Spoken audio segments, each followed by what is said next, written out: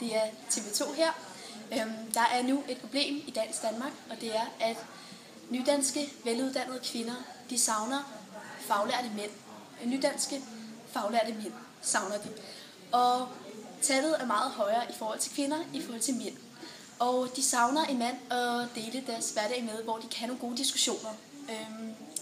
Vi har nu taget problemet op her på TV2 og taget ud og besøge en dame, en kvinde under uddannelse, kaldet Fatima Aqua. Ja, det er Britt her fra TV2. Jeg har taget ud og besøgt Fatima Aqua. Der er Fatima. Goddag. Kan de genkende problemet? Ja, det kan jeg sagtens. Jeg har meget svært ved at finde en mand, der kan udfordre mig intellektuelt, og samtidig med, at vi har det godt. Og samtidig med, at man også skal være nydansk.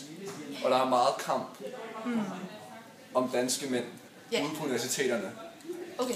Hvorfor er det så vigtigt for dig, at du skal have en faglært mand? Jamen, det er jo som sagt fordi, at jeg gerne vil have noget modspil. Ja. Og at det får man ikke. Altså, og nydanske mænd, der ikke er faglært, de tænker ikke, de synes ikke, at uddannelse er vigtigt. Så de tænker, at jeg også skal være derhjemme, og det gider jeg ikke. Nej. Okay. Det er jo noget med din familie, som jo har haft det lidt svært jo. Det er noget med, at din far eller mor var analfabet. Ja, min far, han var analfabet. Ja. Altså, og så kan man vel godt sige, at jeg brød den sociale arv ved at tage en universitetsuddannelse. Mm-hmm. Hvilket, altså, jeg har taget de midler i brug, som min far han ikke kunne, da han kom til Danmark. Ja, yes. Med hensyn til kapital og kulturel kapital, kan vi så sige, at du er ved at nå godt deroppe af? Ja, det kan man godt sige. Ja. Altså, samtidig med at jeg tager min uddannelse, så stiger alt det andet også. Altså, på hvilke måder?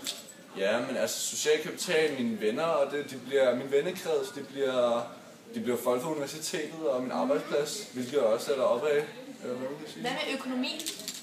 Ja, det stiger jo selvfølgelig også. Ja. Jeg tager jo en lang uddannelse, som også giver en god indkomst, men det er jo ikke derfor, jeg gør det. Det er jo mere for at være tilfreds med det, jeg laver. Ja, jeg siger mange tak til dig, Fatima. Det var dejligt at være med os. Hej.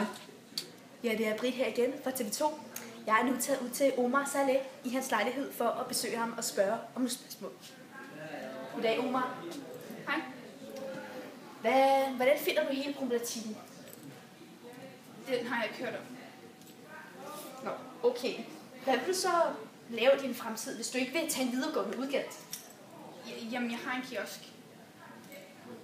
Vil du så bare leve af kiosken, eller hvad? Ja. Nå, okay. Så du vil gerne have en faglært nydansk kvinde, men du vil ikke selv tage uddannelse? Nej. Har vi et svar? Jeg vil gerne have en faglært kvinde. Ja, jeg tror, vi siger tak for nu.